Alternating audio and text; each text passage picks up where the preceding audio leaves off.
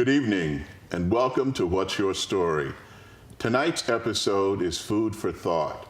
Americans just celebrated the 4th of July holiday. Countless thousands of hot dogs and hamburgers were consumed, along with cookies, cakes, pies, ice cream, and you name it. However, thousands of our fellow citizens did not have much to celebrate because they were trapped on an island of hunger, surrounded by a sea of food. This is the story of a woman who knows what it is like to be in poverty.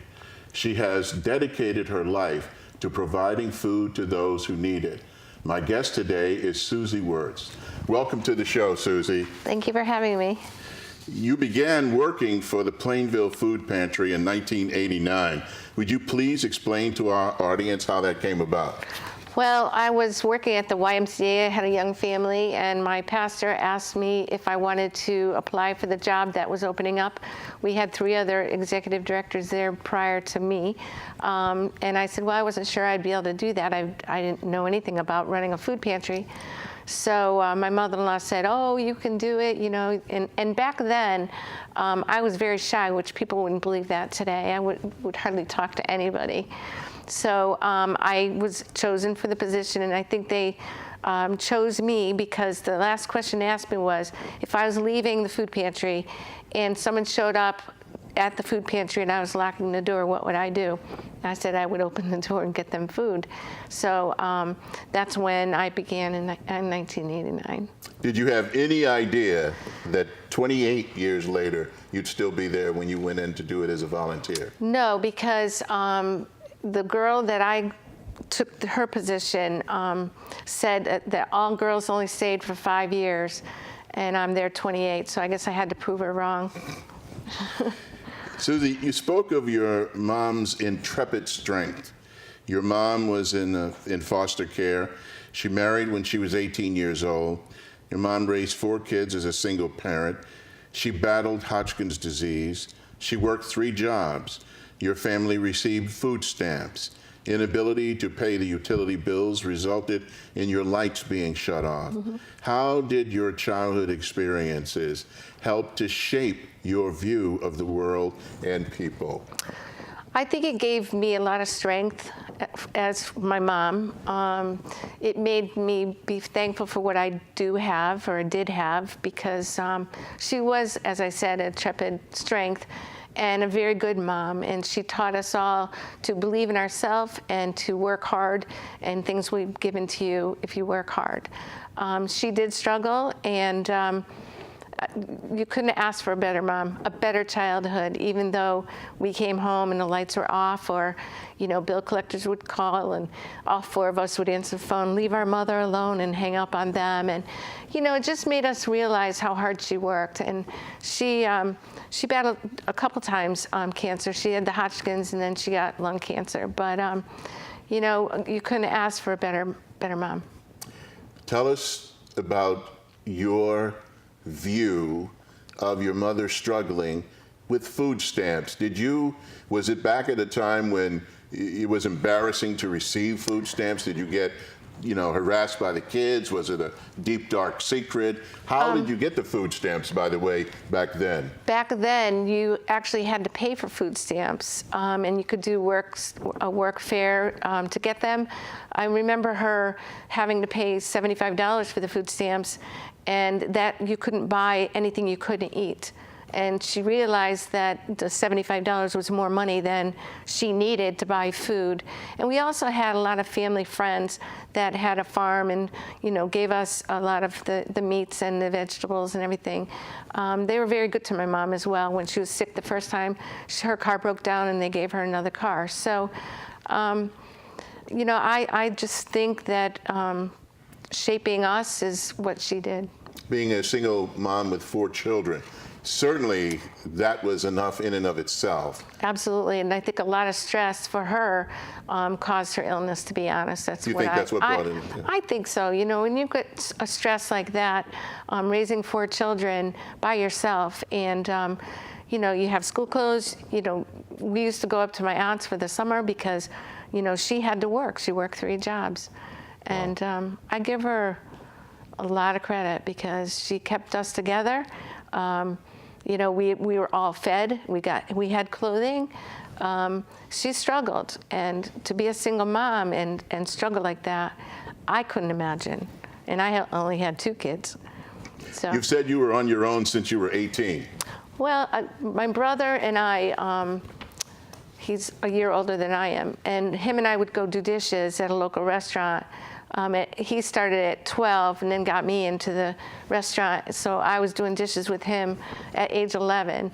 And we worked Thursday, Friday, Saturdays doing dishes, and we turned the money over to our mom. So I'm not afraid to work. I'm not afraid to do anything that I have to do. And I think that gave me the energy to do what I'm doing now. Is there still a stigma attached to having to go to a place like a food pantry, do you think? Absolutely not. I feel the people that we serve at the Plainville Food Pantry right now, we want them to feel that they have dignity. We are there to help them. Most of the people that we're seeing right now are the people that are on Social Security disability, Social Security. You know, they may make only $800-900 a month, and people are struggling. No matter what walk of life you are, people are struggling. You know, Susie, it may be difficult for some people in our viewing audience to believe that hunger is in Avon and Farmington and Simsbury. Could you speak a little bit about that, please? Well, crisis has no boundaries, and matter of fact, Farmington Food Pantry has seen an increase in their people. And as far as Avon, they have a beautiful food pantry there as well. And a lot of people will say to me, well, they have a nice car or whatever. If you don't know what could happen to you today or tomorrow, you could come down with an illness, as my mother did, and couldn't work. So you would never know what could hit you at any moment. So it doesn't matter what could happen to put you into a crisis. It could be your health, loss of a job, and you had a beautiful life, and now you used your IRA up, you used everything up. You could lose your home, foreclosures. I mean, you never know. You never know. So, there are a lot of towns, a lot of food pantries in Connecticut. And more are being built as we speak. Really? Because there's a need there. Tell us of the man who cried because he had his own business, and he came in and put his wallet on my desk and said, I could write this check, it's going to bounce, I don't want to do that. I've been feeding my children popcorn, we have no heat, we're wrapped in a blanket, and I just leaned over and I said, I will help you, I will help you. We got him everything that he needed, and then he actually got another position, and he was able to find work, and that Thanksgiving, he actually brought a turkey for another family. So it does go around, come around, or whatever that's saying. What goes around comes around, I believe. That there is, a way that people will give back. What is the number one feeling people project when they come in and they have to ask you for food? What do you see most often in those people? Most people don't want to be there, but they don't have a choice. I mean, when it comes to the basic needs, they don't have a choice. And they don't want to be there. They don't want to ask. They are embarrassed. They shouldn't be embarrassed, because anybody could be there tomorrow.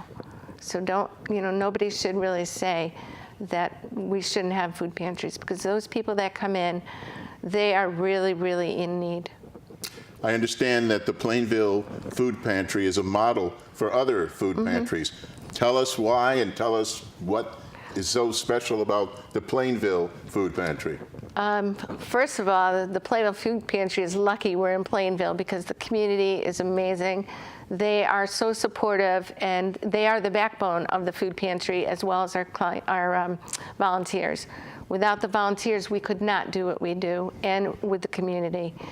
The pantry, when we were in an 800 square foot building, we then went to the 5,000 square foot building. We went from a budget of 12,000 to now 800,000. That includes the in-kind that we get in from our folks that give us donations. We count that in because it's a monetary value. So we want to make sure that we know what's coming in and what's going out. I just think that it's good to see people give a donation. So what is it about your pantry though? If I were to come there, would I shop like in a supermarket or? Oh, it looks just like a supermarket or a regular department store. And I'm losing my track. Now, what other services does your pantry teach me? Could you teach me how to cook and We how do to do cooking my classes, budgets and all energy that? assistance. We have. Did you say energy assistance? Oh, we do energy assistance as well. Okay. We have furniture and household goods. We do a lot of different things. And the reason we are the model is because we grew from a small area to a larger area. So we had to get all our ducks in a row to make sure that we're giving what we're supposed to be doing. And what made us the model was they loved our facility. And we actually designed it. We received a grant to get the building. So people want to see how we're doing it. We are client choice. Client choice is they come in and they have the grocery cart and they get to take off the shelves what they would like. Because if you just hand a bag of groceries, that child or that adult may not like what you gave them, so they might as well not have food. So you call it client choice? It's client. They have the choice, and that's why I call it. Is that the norm now, or? A lot of food pantries are smaller, so they really can't do that. And I respect the fact that they're actually doing a good mission, helping people.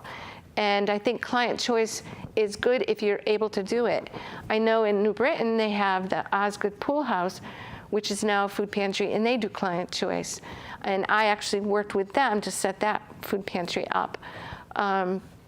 There's several others that we've mentored, probably 8 different food pantries that have followed after us.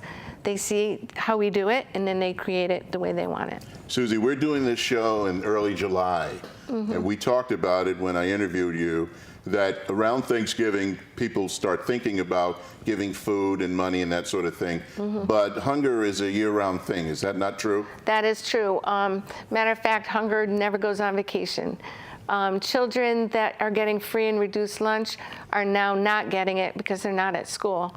However, I believe we have the summer breakfast and lunch in Plainville this year. I haven't been going to the meetings, so I'm not sure if that's starting up. But whether they're going there or they're coming to us to get that extra lunch or snack, that puts a little strain on us during the summertime. But the kids need the snacks and they're not getting the lunches. So I don't know if you've ever heard the commercial about the child that asked the teacher if they could come in and wash desks so they would have something to do and maybe get something to eat. No, I didn't. Yeah, it's a pretty heartfelt commercial. I think that people, they're doing their summer things and vacations and all that. So in the summertime, we drop dramatically with our donations in. And that's why I love September, October, November, December, because that's when all the food comes back. And we do a couple food drives throughout the year. Last year we gave out 110,000 pounds of food, and last year we only brought in 80,000 pounds of food. Is that right? What is your connection to Food Share? Is there a connection? Food Share, we are partners with Food Share. We are members. We can shop. We pay a small stipend for the handling fee. They give us wonderful things. And we've been going there more so because we're buying more food. The things that we never really get in too much is the fact that we don't get anything you can't eat. Toilet paper, paper towels, toothpaste. With food stamps, you cannot buy any of that with food stamps. You can only buy edible things. Ah, okay. So the others are considered luxury. Now, Susie, let's say I called. Is there a screening process that I must go through before I become a client of yours? Yes. What is that process? The process would be that it would be all your income and expenses. We would look at the whole picture. And the reason we do that is because we want to make sure that if someone comes in, they're already devastated, they're in a crisis, I don't want to send them to somewhere that they're not eligible for. So if I can actually send them to get food stamps or to go get energy assistance elsewhere first and then come to us. We only do Plainville with food and fuel energy assistance, so I want to make that clear. So you have to be a resident of Plainville? Of Plainville, yes. Okay. But as far as like intervention referral, there's a lot of places that I know about that I can send them to get more help, which really does help them a lot. And they can actually get our application online on our website, which is plainvillefoodpantry.org. That's our new website. But we have papers. Anybody can go on and look at them, download the papers, and let us know. Can you? I'm imagining if people are hungry and they don't have food, they may not have computers. Can you go to the public library and use the computers there to get on your website? Absolutely. If you're a Plainville resident, you can even call us at 860-747-1919, or you can stop by at 54 South Canal Street and pick up an application, and we can, expedite things for them. Susie, how many clients do you have right now? Right now, I have 271, and that's going to grow. That was 271 in 2016. We're at 171 right now, and this is now only the summer. We'll be doing back to school. We have the holiday baskets. A lot of people will sign up just for those. Secret Santa program. We do a lot of different things. We call it a one-stop shopping. And I think with the volunteers, staff, the board, the community, that's why we're successful. When you have people who come and you screen and you find someone not eligible, do you refer them someplace else, or what do you do with those people? It depends why they're not eligible. We have a lot of different reasons why you may not be eligible. The one that comes to mind is you have other resources to fall upon. If you have money in the bank, and it has to be a certain amount. I mean, if you own a home, then there's a test that we have to do. But no, most people, seriously, that come in are eligible. Susie, how long could I receive your services? Well, you could be on there for the rest of your life, because if you're on disability or Social Security, you can't work, you can't get another job. So you would be on for as long as you have to be on. Unless you hit the lotto, then maybe they'll get back. That's right, unless you hit the lotto. Wow. Now, you've talked to me when I interviewed you about how your life's experiences sort of prepared you for this road, this 28-year road. Could you tell us, connect that for us, please? I didn't realize that until I took the job, and I was sitting, and people were coming in, and it was like my life was being brought back. So that's when I finally realized that, gee, I remember my mom having that problem, or I remember that child that didn't have the backpack or the new sneakers, or all those new things. I did have the free and reduced lunch. So I understand where everyone is coming from when they come in. So I have a big passion for those folks. But you'll have some people say, well, you don't understand. Right, I was just going to ask that. You don't understand. What do you say to those people? What do you say? I go, yes, I do. I do understand, and I'm here to help you help yourself. That is the key. I can't enable. I give you the tools. You pick them up and you use them. How much food do you have on hand right now in pounds? Do you know? In pounds, I don't know in pounds. Probably, maybe 40,000 pounds, which is not a lot because you figure there's a lot of cans.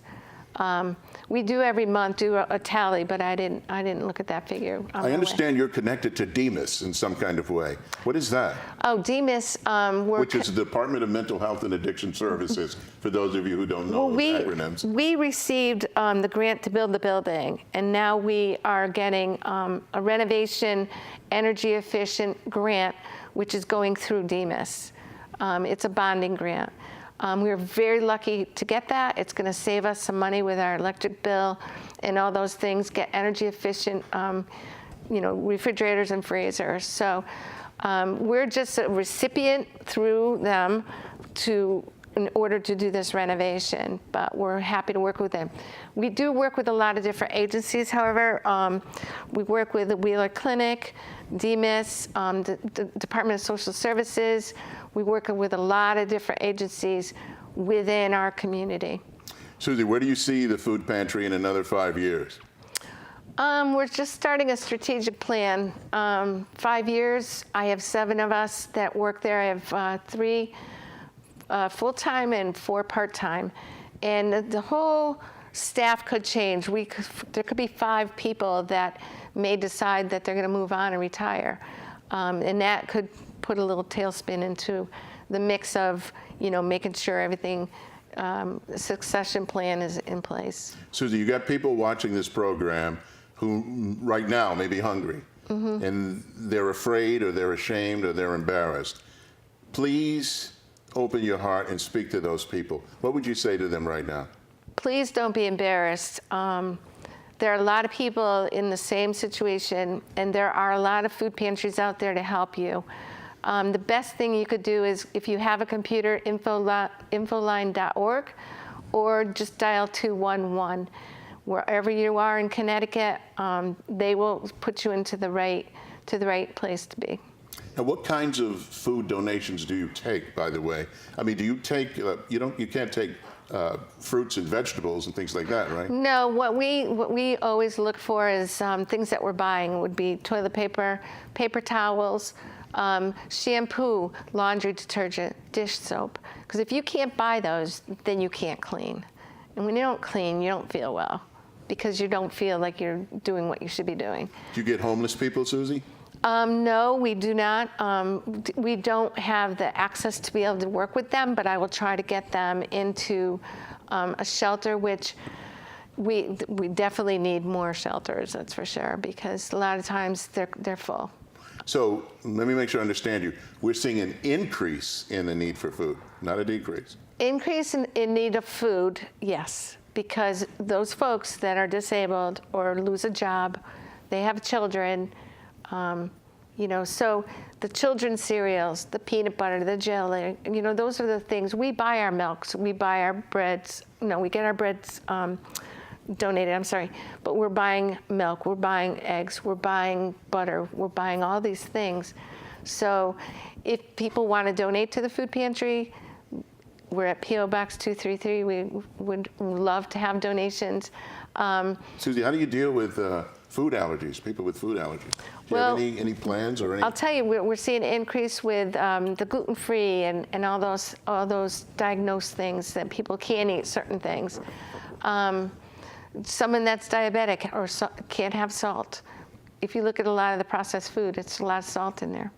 So the one thing I am doing is we're giving out a certificate, a coupon, for our folks to go to the farmer's market to get fresh fruits and vegetables. So that you can get a coupon. We will be giving the coupons out. Will you ever be able to have like fresh vegetables and fruits on hand? Probably not. Probably not, because we tried that and we just got the fruit flies, and I had it was too messy. But that's why I went to the voucher at the farmers market. Every Friday we have the farmers market for the summer. So I know people in Plainville are people who are eligible, but people from other towns who would call, do you have a plan to direct them where they need to go? Some people might not want to go in the town that they live. A lot of the times, though, they serve only their towns. Oh, okay. And I'm just speaking from my experience. Understood. We do have a food pantry in our town that does open up to a lot of different people. All right. But they would be able to find that on Infoline. Okay. The Plainville Food Pantry is located at 54 South Canal Street in Plainville, Connecticut, 06062. The phone number is 860-747-1919. If you need help, please call. That's all the time we have for tonight's show. My thanks to my guest, Susie Wurst, for sharing her story. Thank you for tuning in. Our stories are as different as each snowflake and are as beautiful and numerous as the stars. Everybody has a story. What's yours? Until next time, good night.